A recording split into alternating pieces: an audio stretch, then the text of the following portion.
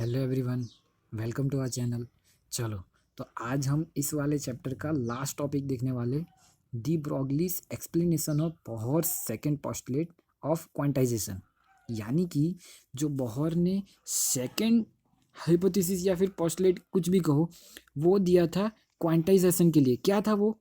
The equation was L is equal to n h upon twice pi. यानी कि angular momentum is the integral multiple of h upon two पाई।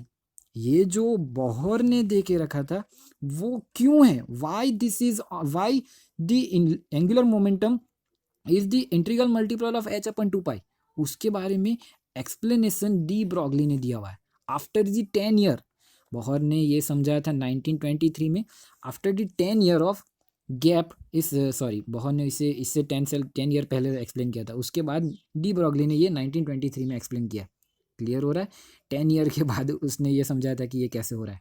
तो चलो, de Broglie ने explain किया था, तो हमने डी ब्रॉगली को कहाँ पे देखा था? In previous chapter we are discuss about de Broglie. The equation याद है आपको? Lambda is equal to h upon p. ये लैम्बडा है, lambda is equal to h upon p. ये कौन सा टॉपिक था? याद है? वेव मैटर वाला टॉपिक, कि मैटर भी वेव की फॉर्म में हो सकता है। उस टॉपिक में दी ब्रॉगली ने ये इक्वेशन दिया था, lambda is equal to h upon p. उसके बाद डेविस और गर्मन ने मिलके उससे प्रैक्टिकली भी एक्सप्लेन किया था, जो हमने कवर अप नहीं किया। क्यों? क्योंकि वो इंक्लूडेड पोर्शन में नहीं था। नाउ अब देख दो, यहाँ पे उसने कैसे एक्सप्लेन किया कि जब वो सर्कुलर मोशन में ट्रैवल कर रहा है तब उसका एंगुलर मोमेंटम ये होता है। हमें ये प्रूव करना है हेल्प लेके दी ब्रॉगली की। तो दी ब्रॉगली ने ये बताया कि वी नो दैट, कि जब भी कोई मैटर, कोई भी स्ट्रिंग के ऊपर, चलो ये कोई स्ट्रिंग है हमारे पास, उस स्ट्रिंग के ऊपर अगर मैं वेव जनरेट करूँ, इससे ऐसे टू एंड फ्रो मोमेंट करवा के छोड़ दूँ, तो वेव जनरेट होंगे, यहाँ पे एंड पे जाएंगे और फिर से रिवर्स में आएंगे। इस तरीके से होता रहेगा। तो फिर अगर ये सारी चीज़ें चल रही है, आगे जा रहे फिर से रिवर्स आ रहे, आगे जा रहे फिर से रिवर्स आ रहे, अगर ये प्रोसेस कंटिन्यू चालू है, तो फिर उस प्रोसेस में जो स्टेडी वेव जनरेट होंगे, अगर इस स्ट्रिंग में स्टेडी वेव जनरेट हो रहा है तभी ये वेव कंटिन्यू चालू रहेंगे।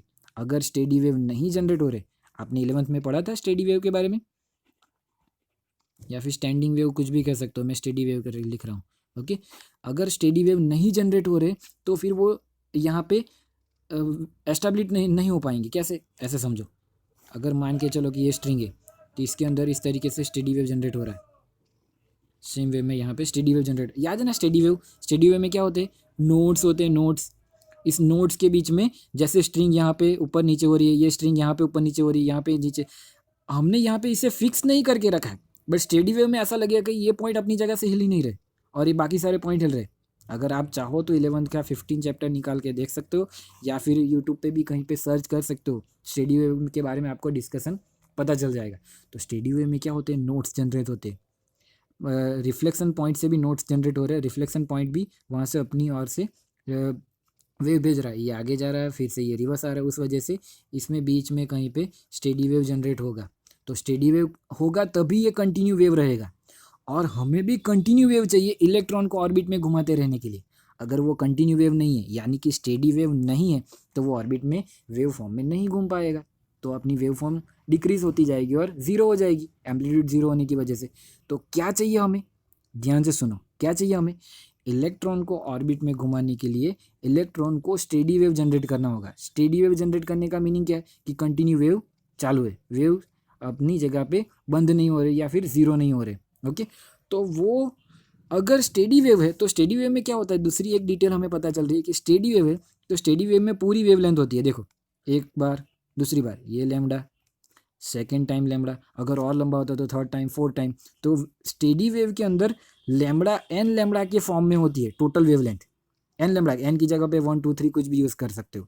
तो उसी तरीके से अगर मैं इलेक्ट्रॉन की ऑर्बिट के अंदर अगर उसे वेव फॉर्म में दिखाऊं, तो यहाँ से मैं स्टार्ट कर रहा हूँ, देखो वेव फॉर्म में जा रहा है, समझ में आ रहा है ना?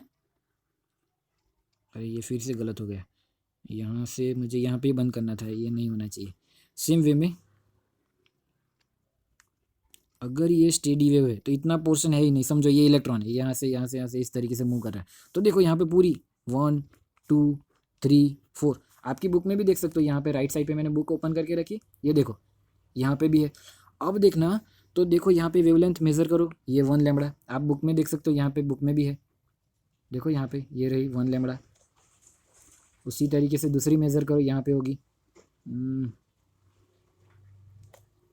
ये है 1 लैम्बडा, फिर यहाँ पे होगी ये 2nd लैम्बडा, फिर यहाँ पे होगी वो 3rd लैम्बडा, और यहाँ पे ये 4th लैम्बडा। क्लियर हो रहा है आपको? तो हर यहाँ पे भी देखो फिगर में, यहाँ कैमरा में भी देखो, तो यहाँ पे 1 लैम्बडा, ये 2 लैम्बडा, ये 3rd वन, और ये 4th वन। मेरी फिगर जो है वो रफ वन है, बुक में अच्छे से फिगर दे के रखिए। ओके, तो फिर मैं ये कहने की कोशिश कर रहा हूँ, जब भी स्टेडी वेव होगी तो वेव लेंथ जो होगी वो n लैम्बडा, यहाँ पे 4 दिया हुआ मीन्स ये नहीं कि हर एक ऑर्बिट में 4 लैम्बडा ही होगी। आप इससे बड़ी ऑर्बिट क्रिएट करो तो शायद 6 या 7 लैम्बडा मिल जाए, इससे छोटी ऑर्बिट क्रिएट करो तो 2-3 लैम्बडा मिल जाए, बट वो पूरे फॉर्म में होगी। क्यों? क्योंकि नोट्स जनरेट हो रहे, हर बार नोट्स जनरेट हो रहे। क्लियर हो रहा है? तो स्टेडी वेव में ही नोट्स होते हैं स्टार्टिंग और एंडिंग पॉइंट में, उस वजह से पूरी वेव हमें हर बार मिलेगी, इसीलिए एन लैम्बडा के फॉर्म में ही हर बार वेव्स होगी। ओके ओके, चलो देन अगर मैं इस रेडियस की न्यूक्लियस को आर से डिनोट करूं तो ये पेरीफेरी कितनी हो जाएगी? एन नंबर के क्वांटमांक के लिए ये रेडियस जो है, ये जो ऑर्बिट है वो एन नंबर की ऑर्बिट है। एन की जगह पे कुछ भी हो सकता है, ये 3rd वन हो सकती है, ये 1st वन हो सकती है, ये 5th वन हो सकती है।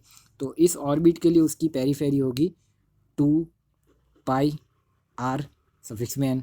एन वाले क्वांटम नंबर के अकॉर्डिंग उसकी रेडियस, मैं एन नंबर चेंज करूंगा तो उसकी रेडियस चेंज होगी, बट उसकी पेरीफेरी की total value always 2 pi r होगी। तो ये जो लेंथ है वो एन नंबर के क्वांटम के लिए 2 पाई आर होगी, और ये लेंथ के अंदर, सॉरी इस ऑर्बिट के अंदर जब इलेक्ट्रॉन वेव फॉर्म में ट्रैवल करेगा तब उसकी टोटल लेंथ एन लैम्बडा के फॉर्म में होगी। कुछ भी हो सकती है, इस वाले कंडीशन में 4 लैम्बडा है, देखो आपकी फिगर में जो ये फिगर उसके कंडीशन में 4 लैम्बडा है, मैं 5 लैम्बडा, 5 लैम्बडा, 6 लैम्बडा कुछ भी ले सकता हूँ। क्लियर रख रहे हो? तो यहाँ पे जो ऑर्बिट की पेरीफेरी है वो 2 पाई आर जितनी लेंथ है, उसे ही वेव फॉर्म में देखे तो वो एन लैम्बडा जितनी होती है। ओके, नाउ हमें तो ये प्रूफ करना है, रिमेंबर है ना, हमें बोहर के सेकेंड जो उसने ये पोस्टिकुलर दिखाया था उसके एक्सप्लेनेशन दे रहा हूँ मैं डी ब्रॉगली की मदद से। डी ब्रॉगली ने क्या बताया कि वेव स्टेडी वेव होनी चाहिए तभी वो लंबे समय तक टिक पाएगी, या फिर तभी वो कंटिन्यू रह पाएगी। अगर वो स्टेडी वेव नहीं है तो कभी ना कभी तो बंद हो जाएगी, और इलेक्ट्रॉन तो घूमता रहता है, वो बंद नहीं होना चाहिए। और स्टेडी वेव जब जनरेट होगी तब हर बार हर एंड पॉइंट पे नोट्स बनते, उस वजह से हर बार वेवलेंथ जो है वो एन लैम्बडा के फॉर्म में होगी। उसी को यहाँ पे मैंने फिगर आउट किया है, उसकी मदद से मैंने ये इक्वेशन लिखा कि इसकी पेरीफेरी कितनी होगी 2 pi are, but N number के क्वांटम के लिए इसी वजह से मैंने एन दिखाया हुआ है सफिक्स में 2 pi r n is equal to, ये टोटल लेंथ कितनी भी होती है वो एन लैम्बडा ही होती है, 1 लैम्बडा, 2 लैम्बडा, 4 लैम्बडा, 6 लैम्बडा कुछ भी, इसलिए एन लैम्बडा लिखा हुआ है। नाउ हमें लैम्बडा की इक्वेशन पता है, लैम्बडा इज इक्वल टू तो एच पी होता है, h upon p, sorry lambda is equal to तो एच अपन पी होता है। तो अगर मैं यहाँ पे लैम्बडा की वैल्यू रख दूँ एन एच अपन पी, और पी की जगह पे मैं क्या लिख सकता हूँ, पी की जगह पे मैं क्या लिख सकता हूँ, n h upon m v या फिर वी एन।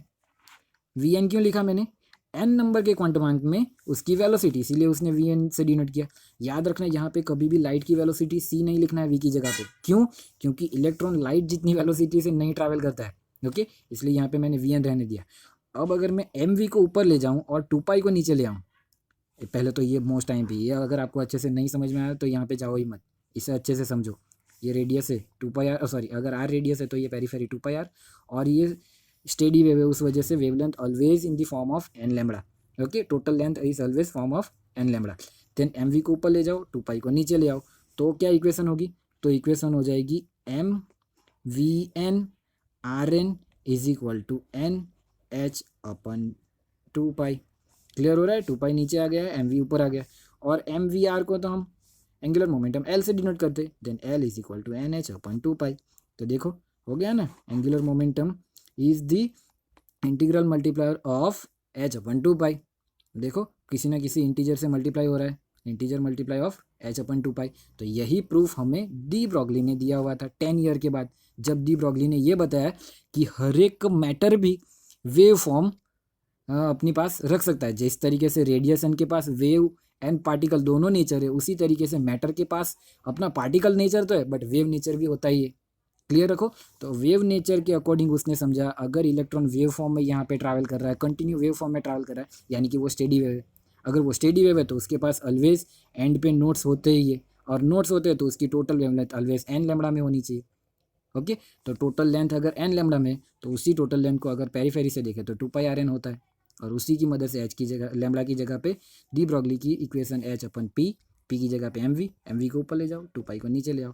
तो फिर यहाँ से हम ये कह सकते हैं कि बोहर ने जो इक्वेशन दिया था उसकी explanation after the 10 year de Broglie ने दे के रखी है। ओके, तो यहाँ पे ये वाला टॉपिक बहुत छोटा था। अब इसके अंदर थोड़ा सा है ना लिमिटेशन ऑफ बोहर मॉडल, हमें ये भी देखना है। लिमिटेशन, आपको लगेगा कि बोहर मॉडल इतना परफेक्ट है तो कोई लिमिटेशन नहीं है, बट है उसकी लिमिटेशन। सबसे पहली जो लिमिटेशन है वो है it's only for hydrogen atom. It's only for hydrogen atom. मैंने क्यों लिखा कि ये सिर्फ और सिर्फ हाइड्रोजन एटम के लिए? क्योंकि अगर मैं उसके तुरंत बाद हीलियम की बात करूँ तो हीलियम के पास क्या होता है? हीलियम के पास सेंटर में 2+ होते हैं और उसके पास 2 इलेक्ट्रॉन्स होते हैं। तो जब मेरे पास एक इलेक्ट्रॉन था, हाइड्रोजन एटम में क्या होता है? सेंटर में 1+ और 1 इलेक्ट्रॉन। तो इसके लिए बोहर ने ये जो मॉडल दिया है वो एग्जैक्टली करेक्ट है। वह हर एक प्रॉब्लम को सॉल्व करके देता है। कैसे रेडिएशन बाहर निकल रहा है, कैसे मोशन हो रही है, वो उसकी मोशन के दौरान उनका एंगुलर मोमेंटम क्या होता है, वो सारी चीज़ें उसने अच्छे से समझाई। बट जैसे ही मैं हीलियम पे जाता हूँ जिसके अंदर 2 इलेक्ट्रॉन्स है, तो फिर अगर इनके पास 2 इलेक्ट्रॉन्स एक ही ऑर्बिट में मूव कर रहे, तो इस इलेक्ट्रॉन के बीच में भी कुछ ना कुछ रिपल्सन फोर्स होगा। वो अनइवन रिपल्सन फोर्स की वजह से इसके अंदर क्या चेंजेस होंगे, वो सारी चीज़ें बोहर मॉडल एक्सप्लेन नहीं कर सकता। इसीलिए पहली लिमिटेशन ये है कि it's only for hydrogen atom, सिर्फ और सिर्फ हाइड्रोजन एटम पे ही काम करता है। उससे हायर नंबर वाले एटम के लिए वो बोहर मॉडल आप अच्छे से एक्सप्लेन नहीं कर पाओगे। तो ये एक उसकी बहुत बड़ी लिमिटेशन है।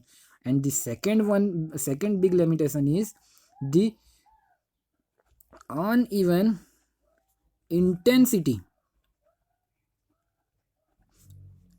intensity in spectrum।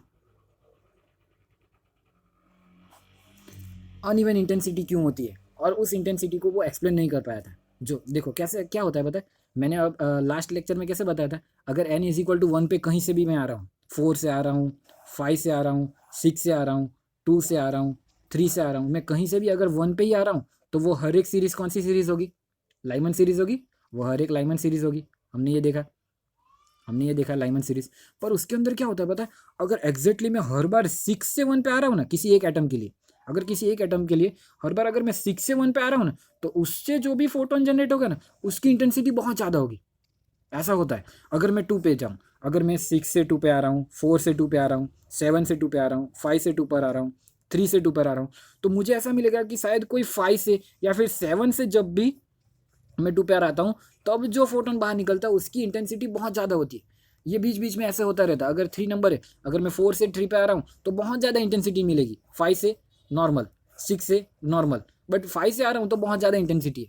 यानी कि उस सीरीज स्पेक्ट्रम के अंदर बीच में कहीं पे अनइवन इंटेंसिटी होती है, जो बोहर मॉडल अच्छे से एक्सप्लेन नहीं, बोहर ने इतने अच्छे से एक्सप्लेन किया, उसने एक ही फार्मूला से सारी सीरीज अच्छे से, हमने लास्ट वीडियो में देखा था, एक ही फार्मूला थी। कौन सी फार्मूला?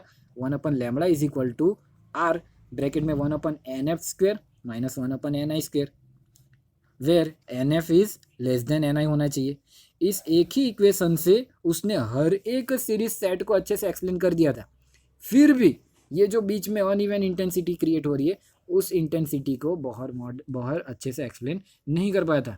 तो ये 2 लिमिटेशन है किसकी? बोहर के मॉडल की। First one is only apply to hydrogen atom, उससे बड़े एटम में अप्लाई नहीं कर सकते। और ये जो बीच बीच में कहीं पे अनइवन इंटेंसिटी स्पेक्ट्रम में क्रिएट होती है, उसे वो अच्छे से एक्सप्लेन नहीं कर पाया था। तो चलो इसी के साथ हम लोग आज की वीडियो ख़त्म करते हैं। ये हमारा आज का चैप्टर थियोरिटिकल पोर्शन ख़त्म हो रहा है। अब हम कल से यानी कि मंडे से ही हम लोग इसकी इल्यूस्ट्रेशन और एक्सरसाइज स्टार्ट करने वाले। तो कल से हमारे लाइव लेक्चर होंगे मॉर्निंग में। ओके, चलो बाय बाय। इसको देख लेना अच्छे से। ये रहा स्टेडी वेव को अगर आपने अच्छे से एक्सप्लेन कर दिया तो फिर ये बहुत इजी वन है। अगर स्टेडी वेव आपको पता चल गया कि स्टेडी वेव क्या है, स्टेडी वेव में हर एक एंड पे नोड्स होते, तो आपको ये पता चल जाएगा कि उसकी वेवलेंथ ऑलवेज n λ में होगी। अगर ये एक्सप्लेन हो गया तो फिर ये अच्छे से पता चल जाएगा कि अगर n λ है तो इसकी पेरीफेरी तो 2πr जितनी है n के लिए, तो 2πrn = n λ होता है। एंड फिर लैम्डा की वैल्यू रखो, एम वी को ऊपर ले जाओ, तो फिर ये equation is equal to L is equal to n h upon 2 pi हो जाएगा। मैं रिवीजन करवा रहा हूँ। ओके, मैं सुबह से लेक्चर क्रिएट कर रहा हूँ ना बहुत सारी, इस वजह से थोड़ा साउंड थोड़ा स्लो हो गया है, लो हो गया है। चलो बाय बाय। ओके, मिलते हैं नेक्स्ट वीडियो में, नेक्स्ट लाइव लेक्चर में। Bye bye.